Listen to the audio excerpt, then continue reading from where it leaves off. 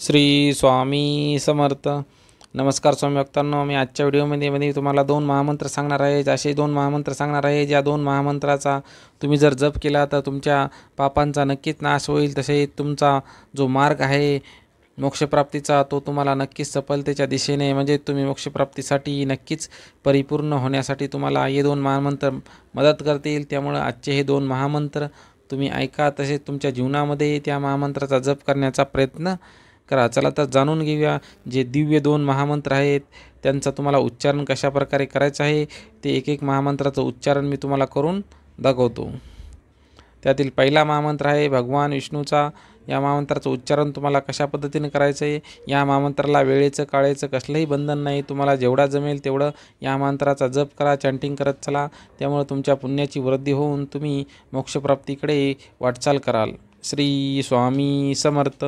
ओम नमो भगवते वासुदेवाय. या पद्धतीने तुम्हाला या महामंत्राचं उच्चारण करायचं आहे.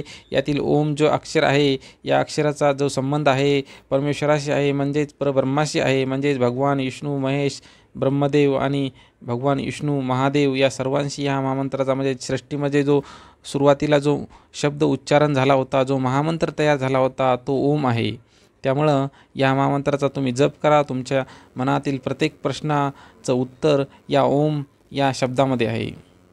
आता पाहूया दुसरा दिव्य महामंत्र कोणचा आहे.